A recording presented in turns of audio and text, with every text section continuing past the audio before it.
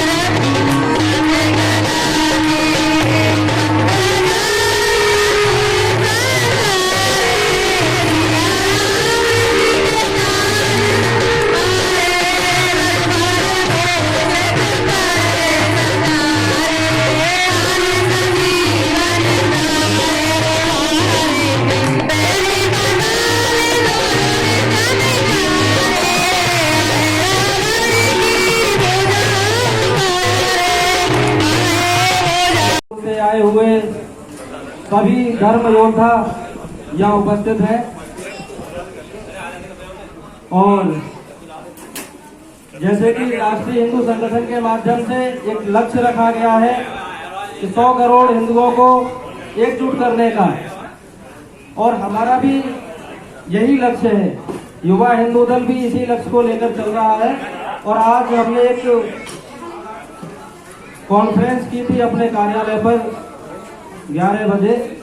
जनसंख्या जिहाद, नव जिहाद, धर्मांतरण और घुसपैठ जैसे मुद्दों पर कानून बनाने के लिए सरकार से मांग रखी थी। तो हम सभी धर्म योद्धाओं से और जितने भी हमारे हिंदू संगठन हैं, सबको एक साथ एक मंच पर ला करके और हिंदुत्व की विचारधारा को आगे 100 करोड़ हिंदुओं करने का काम हम सभी हिंदू संगठन और हिंदूवादी विचारधारा के सभी हिंदू धर्म योद्धा इस कार्यक्रम को आगे बढ़ाते रहेंगे और अपने भारत को अखंडता की ओर और विश्वगुरु बनाने की ओर अग्रसर करेंगे। समय समय पर संगठनों के माध्यम अपने इस भारत देश के लिए अपने स्तर पर जो कुछ भी हम कर सकते हैं एकता और अखंडता के लिए, वो हमें कार्य करते रहना चाहिए। और मैं राष्ट्रीय हिंदू संगठन के सभी ने आमंत्रित किया और सम्मानित किया, इसके लिए बहुत बहुत धन्यवाद। जय श्री राम, वंदे मातरम, भारत माता की जय। बहुत बहुत धन्यवाद अमित भाई। स्वागत करें। पूनम जी जल्दी आ जाइए। और इसी कड़ी में मैं बुलाना चाहूंगा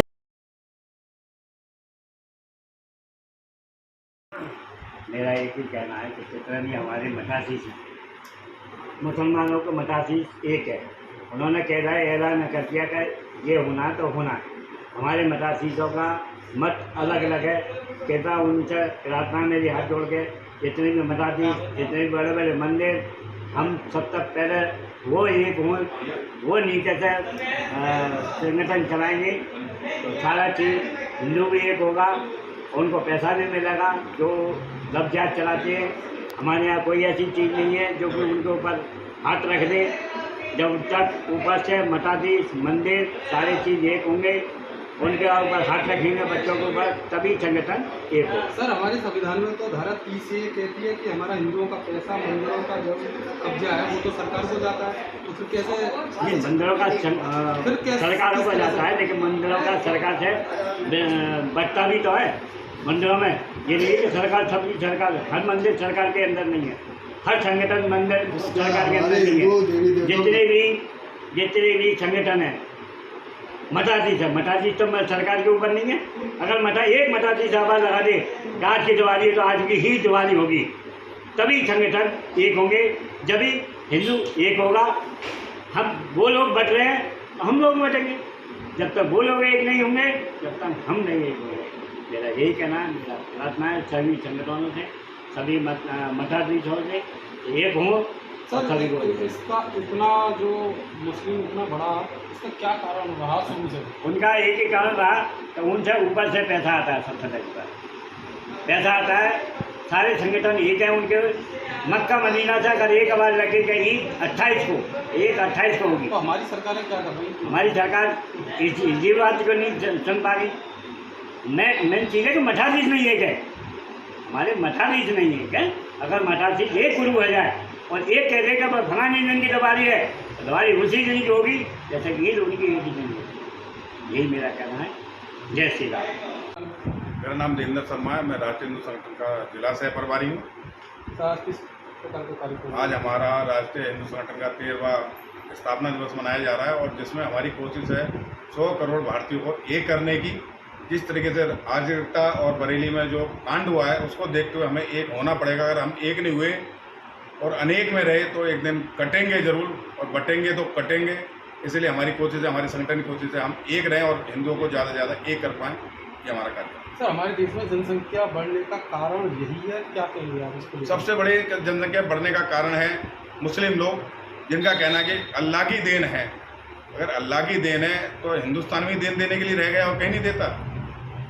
8-8, 9-9 बच्चे करते हैं और हमारे लोग सिर्फ एक बच्चे पे रह गए। पहले 2 हमारे 2 होते थे, अब हो गया 1, और उसको भी हम लगते हैं DM, SSP और डॉक्टर बने।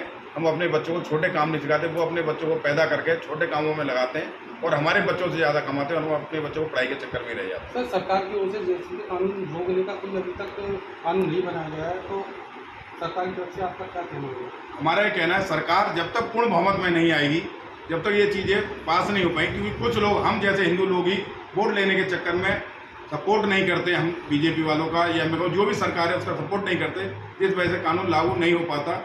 और कानून लागू जब ही हो पाएगा जब हिंदू सरकार बनेगी और एक पूर्ण बहुमत से बनेगी। जब तक पूर्ण बहुमत से नहीं बनेगी, जब तक ये चीज़ें नहीं हो पाएंगी।